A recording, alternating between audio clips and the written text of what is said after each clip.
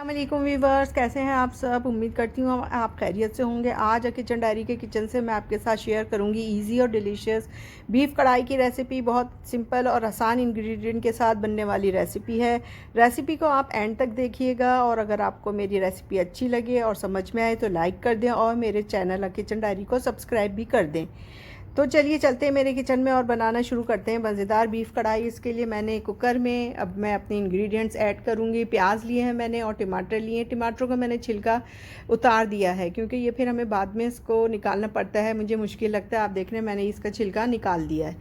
छिलका निकालना बहुत आसान होता है, पीलर से आप पील कर लें, बहुत आसानी के साथ रिमूव हो जाता है। इस स्टेज पे मैंने देखिए इसमें प्याज डाली है, लहसुन अदरक भी मैंने डाला, क्रश करके गोश्त डाला है और इसके अलावा मैंने टमाटर डाल दिए हैं।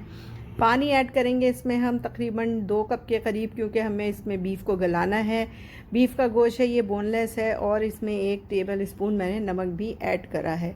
क्वांटिटीज़ में मेंशन है, आप यहाँ भी चेक कर सकते हैं। और इसके बाद हम इसको लिड लगा देंगे कुकर की और इसकी सीटी जब आएगी बजने लगेगी तब फिर हम उसके सीटी इसके विसल बजने के बाद हम इसको तकरीबन 20 मिनट तक पकाएंगे। तो टोटल ये तकरीबन 40 मिनट तक मैंने गोश्त पकाया है। उसके बाद अब हम खोल के देखते हैं कि गोश्त किस हद तक गला है। तो काफ़ी हद तक के गल गया। अच्छा, हमें इस स्टेज पे गोश्त को पूरा नहीं गलाना है, हमें इस पे सिर्फ 80% के करीब गलाना है। उसके बाद मैंने एक कढ़ाई ली है, कढ़ाई में मैंने ऑयल ऐड कर दिया है और उसके बाद हमने जो ये अपना गोश्त पकाया है कुकर में, इसको हम इस कढ़ाई में शिफ्ट कर देंगे। कढ़ाई में बनाना आसान होता है, कुकर में थोड़ा ये मुश्किल लगता है मुझे। तो मैंने इसको ट्रांसफ़र कर दिया कढ़ाई में। आप चाहें तो कुकर में भी बना सकते हैं, कोई इशू नहीं है। बस अब हम इसको जो इसका पानी है रिमेनिंग, इसको ड्राई करेंगे और साथ के साथ हम इसमें और मसाले ऐड करेंगे। वैसे मसाले इसमें बहुत ही कम जाते हैं। कुटी हुई लाल मिर्च मैंने ऐड करी है और उसके बाद मैंने इसमें पेपरिका पाउडर यानी देगी लाल मिर्च ऐड करी है, ज़ीरा पाउडर डाला है और मैंने इसमें धनिया पाउडर डाला है। 1-1 टीस्पून ज़ीरा और धनिया पाउडर है और नमक डालेंगे। बाकी हमने इसमें 6-7 हरी मिर्चें भी इसी स्टेज पे ऐड कर देनी है।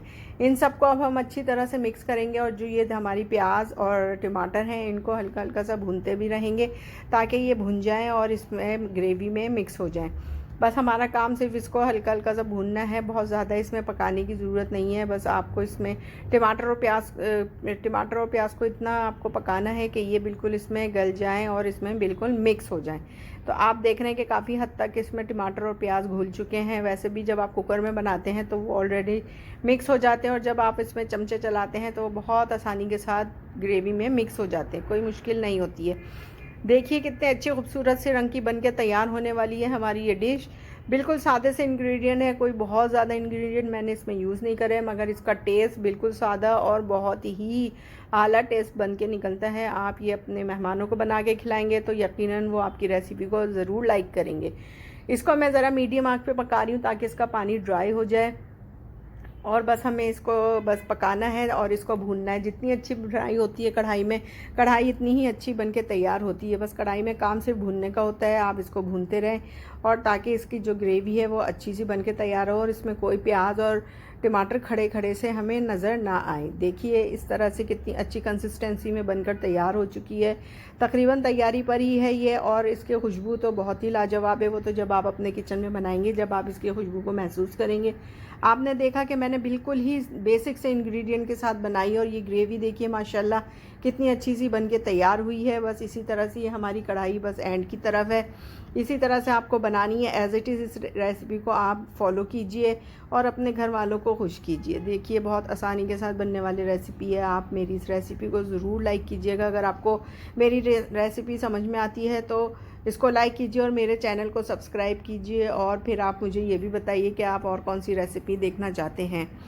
आप देख रहे हैं कि कितनी अच्छी तरह से ये बनकर तैयार हो चुकी है और बस अब हम इसको 5-10 मिनट का दम लगा देंगे और दम लगाने के बाद बस अब ये खाने के लिए तैयार है। आप इसको नान के साथ, इसको कुलचे के साथ सर्व कीजिए, आपको मज़ा आ जाएगा। इतनी अच्छी इतनी जायकेदार कढ़ाई बनकर तैयार हुई है कि आपके मेहमान, अगर आप मेहमानों को सर्व करेंगे तो वो आपकी तारीफ़ किए बगैर नहीं रह पाएंगे।